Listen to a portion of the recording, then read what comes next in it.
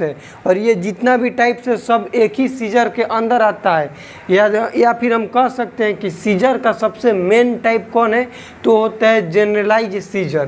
Clonic में कह रहा था कि टोन जो पेशेंट का होता है नॉर्मल होता है, मतलब कि इसमें टोनिक वाला नहीं होता है कि हाथ स्टिफनेस हो जाएगा, स्टिफनेस नहीं होगा, नॉर्मल हाथ रहेगा। लेकिन क्वेश्चन आया था कि कौन सा सीजर का ड्रग है जो कि स्प्रे फॉर्म में होता है, तो उसका नाम है मिडाजोलम। मान लो कि सीजर आया तो उस पेशेंट को हम लोग कुछ भी नहीं देंगे उस टाइम पर, और ना ही पेशेंट को बांधेंगे यानी कि रीस्ट्रेन भी नहीं करेंगे, और ना ही पेशेंट के माउथ में कुछ भी देंगे। तब क्या करेंगे उस टाइम सीजर को रोकने के लिए, तो परफ्यूम लिखा होगा, स्प्रे मार देंगे, बस कुछ समय बाद उसका सीजर गायब हो जाएगा। नमस्कार दोस्तों, नर्सिंग के इस यूट्यूब चैनल पर आप सभी का स्वागत है। दोस्तों आज के वीडियो में हम लोग सीजर डिसऑर्डर के टाइप्स पढ़ने वाले हैं।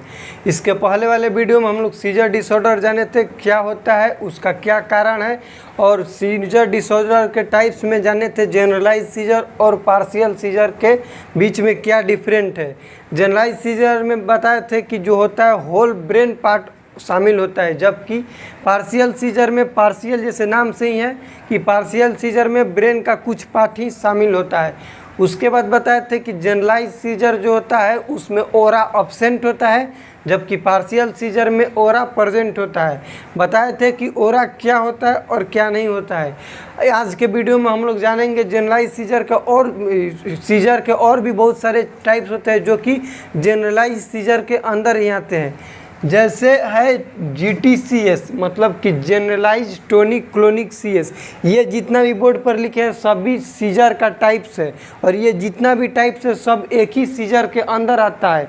या फिर हम कह सकते हैं कि सीजर का सबसे मेन टाइप कौन है, तो होता है जनरलाइज सीजर। सबसे बड़ा कोई कैटेगरी है सीजर का तो होता है जनरलाइज सीजर, जिसके अंदर आएगा GTCS generalize tonic clonic seizure, उसके बाद आएगा atonic seizure, myoclonic seizure, absent seizure, febrile seizure, neonatal seizure. ये जितना भी टाइप्स है सब जनरलाइज सीजर का ही टाइप्स है। और इससे एग्जाम में क्वेश्चन इसलिए बनता है कि किस सीजर में क्या होता है, तो यहाँ पे हम लोग यही समझेंगे। सबसे पहले जानेंगे generalize tonic clonic seizure. Generalize तो इसका नाम से आ गया है क्योंकि जिस कैटेगरी से लिए हैं जनरलाइज सीजर का ये सारा चीज़ टाइप है, इसीलिए जनरलाइज आ गया। हम लोग समझेंगे टोनिक और क्लोनिक क्या होता है। टोनिक कहने का मतलब कि मसल का टोन बढ़ जाएगा, रिजिड हो जाएगा, या फिर कहेंगे कि स्टिफनेस हो जाएगा, काड़ा हो जाएगा। जितना भी सीजर यदि कोई पेशेंट का रहा है तो मान लो कि हाथ में सीजर आएगा, ब्रेन से आएगा, हाथ हिलेगा, तो हड्डी सबसे पहले टोनिक फेज में बोन मसल जितना भी होगा काड़ा हो जाएगा, टोन उसका बढ़ जाएगा। और क्लोनिक में क्या होगा, जर्किंग मूवमेंट होगा, यानी कि सबसे पहले टोनिक फेज जो सीजर का आएगा तो हाथ काड़ा हो जाएगा, और क्लोनिक फेज स्टार्ट होगा तो टोनिक के साथ यानी हाथ काड़ा है और जर्किंग मूवमेंट होगा, हिलेगा डोलेगा, उसी को हम लोग बोल दिए टोनिक क्लोनिक सीजर। जो कि हम लोग यदि कोई पेशेंट के देखेंगे भी तो मोस्ट कॉमन सीजर का टाइप यही होता है, और सबसे ज़्यादा यही चीज़ देखने के लिए मिलेगा। ज़रूरी है नहीं कि उसका हाथ में आ रहा हो, कहीं पर भी आएगा तो सीजर का यही होगा। टोनिक मतलब उसका सबसे पहले बॉडी का कोई भी जो पार्ट्स है, मसल है, उसका टोन बढ़ जाएगा। उसके बाद क्लोनिक मतलब जर्किंग मूवमेंट होगा, उसी को हम लोग बोलते हैं टोनिक क्लोनिक सीजर। अब इसके अंदर 3 गो फेज होता है, प्री इक्टल फेज, इक्टल फेज और पोस्ट इक्टल फेज। प्री इक्टल फेज कहने का मतलब कि सीजर आने का पहले कुछ भी इंडिकेशन होगा उसको हम लोग कहेंगे प्री इक्टल। प्री मतलब पहले, इक्टल कहने का मतलब कि आने के पहले, सीजर के आने के पहले। इक्टल फेज मतलब सीजर के दौरान जो चीज़ होगा, जो भी घटना होगा उसको बोल देंगे इक्टल फेज। और पोस्ट इक्टल मतलब कि सीजर होने के बाद जो भी घटना होगा उसको हम लोग बोलेंगे पोस्ट इक्टल फेज। प्री इक्टल फेज में ओरा होता है, क्या होगा, ओरा। पिछले वाले वीडियो में भी बताया तो ओरा क्या होता है। और इक्टल फेज में होगा टोनिक और क्लोनिक, टोनिक और क्लोनिक। तो यहाँ से क्वेश्चन आएगा कि टोनिक और क्लोनिक फेज सीजर के किस फेज में देखने के लिए मिलता है, तो इक्टल फेज में। ओरा कब देखने के लिए मिलेगा, तो प्री इक्टल में।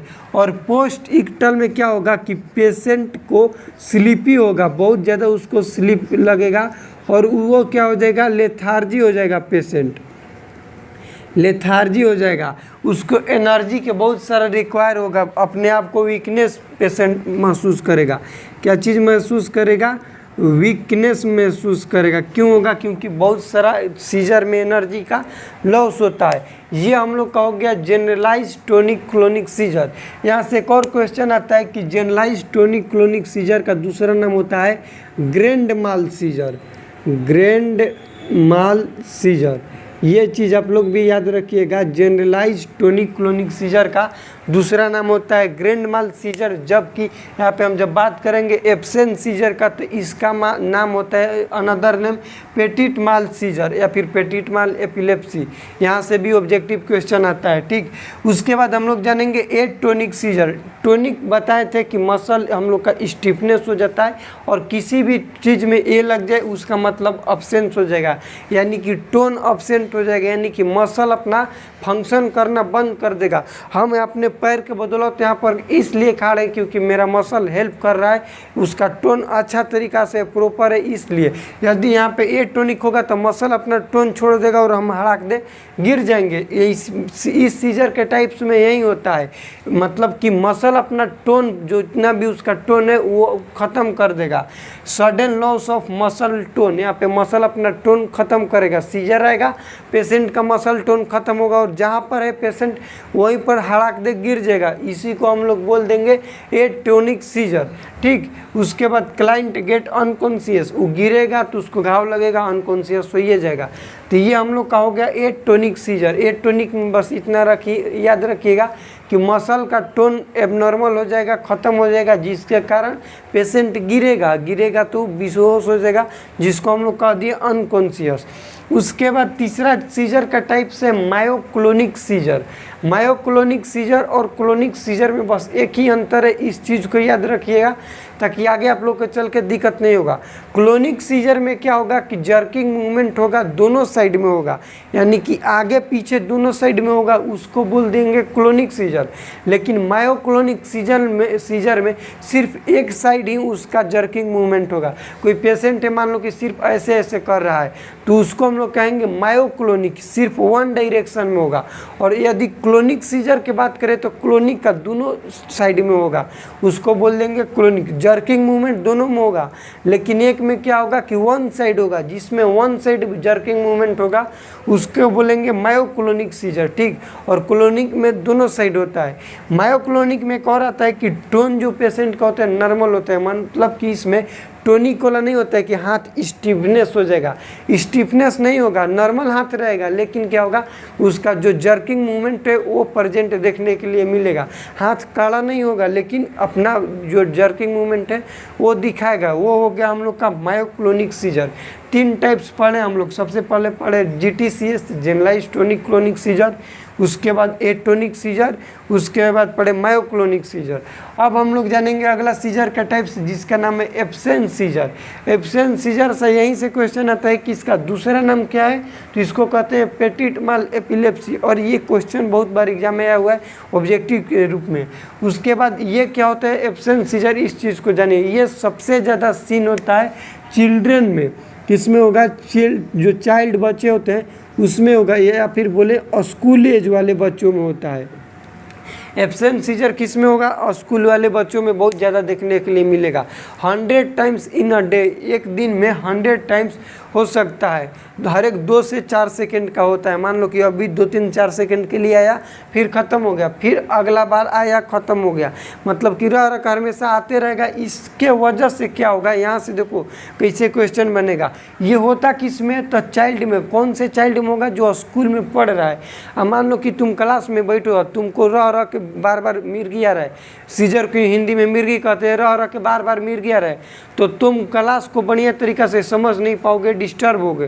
तो इसलिए इसमें क्या होगा कि जो भी स्कूल वाला बच्चा है उसका स्कूली परफॉर्मेंस ख़राब हो जाता है। क्यों ख़राब होगा? क्योंकि वो क्लास में बैठा है, उसका माइंड अपसेट हो रहा है। क्यों अपसेट हो रहा है? क्योंकि हर एक 2-4 सेकंड पे उसको सीजर आ जा रहा है, तो अच्छे तरीक़ा से पढ़ नहीं पाएगा। तो क्वेश्चन यही बनता है कि कोई चाइल्ड है, जो बच्चा है, अपने स्कूली परफॉर्मेंस को ख़राब कर लेता है, वो किस सीजर के टाइप्स के कारण होता है, यहाँ से क्वेश्चन बनेगा। तो उसको हम लोग कहेंगे एब्सेंट सीजर। क्यों होगा भैया? क्योंकि ऑप्शन सीजर बहुत ज़्यादा चिल्ड्रेन में देखते हैं और स्कूल वाले एज वाले जो बच्चे होते हैं उसमें देखते हैं। 100 टाइम्स आ सकता है। इसका टाइम ड्यूरेशन होता है 2 से 4 सेकेंड तक ही रहता है। इसका दूसरा नाम है पेटिट माल एपिलेप्सी, इस चीज़ को भी याद रखिएगा। और GTC उसको कहते हैं ग्रैंड माल एपिलेप्सी। अगला है फेब्राइल सीजर, ऐसा सीजर जो कि हाइपरपेरेक्सिया के कारण हो। हाइपरपेरेक्सिया कहने का मतलब कि body temperature 105 degree Celsius 105 degree Fahrenheit से ज़्यादा हो जाए, उसको हम लोग कहते हैं हाइपरपेरेक्सिया। और ये बच्चों में ही होता है। बच्चों में बहुत ज़्यादा बॉडी टेम्परेचर होने के कारण जो सीजर आएगा, जो उसमें टाइप्स देखने के लिए मिलेगा सीजर को, उसको हम लोग कहते हैं फेब्राइल सीजर। बस इसमें हम लोग इतना ही याद करेंगे फेब्राइल सीजर के डिफिनेशन कि a type of seizure that happen due to hyperpyrexia. बहुत ज़्यादा फीवर तेज होने के कारण जो बच्चा में सीजर का टाइप्स देखने के लिए मिलता है उसको हम लोग कहते हैं फेब्राइल सीजर। उसके बाद है न्यूनेटल सीजर। न्यूनेटल सीजर मतलब न्यूनेट एज में होगा। अब न्यूनेट एज किसको कहते हैं, इन्फेंट किसको कहते हैं, ये हम लोग का चाइल्ड हेल्थ में पढ़ना है। न्यूनेट, इन्फेंट और ये होता है, सबसे पहले होगा न्यू बॉर्न जो कि होता है 0 से 24 आवर्स, इस चीज़ को याद रखिएगा। उसके बाद होता है नियोनेट होगा आपका 1 दिन से यानी 24 आवर्स ले 28 डेज तक होता है न्यूनेट। और उसके बाद होता है इन्फेंट 28 दिन से 1 साल तक, 1 ईयर्स तक क्या होगा, इन्फेंट होगा। इसको भी आप लोग याद रखिएगा। तो न्यूनेट कब होगा, 1 ले 28 दिन के बीच में जो भी बच्चा है और उसमें हाइपोक्सिया यानी कि ऑक्सीजन लेवल कम होने के कारण सीजर देखने के लिए जो मिलेगा उसको हम लोग कहेंगे न्यूनेटल सीजर। ठीक, अब हम लोग जानेंगे कि कोई भी पेशेंट में सीजर हो रहा है तो उसको किस तरह से डायग्नोसिस करेंगे। तो इसका मेन डायग्नोसिस होता है EEG, इलेक्ट्रिक इंसेफेलोग्राम। इलेक्ट्रिक इंसेफेलोग्राम क्या करेगा कि ब्रेन के एक्टिविटी को बताएगा। और सीजर किस चीज़ का डिसऑर्डर है, तो ब्रेन के एक्टिविटी का ही तो डिसऑर्डर है।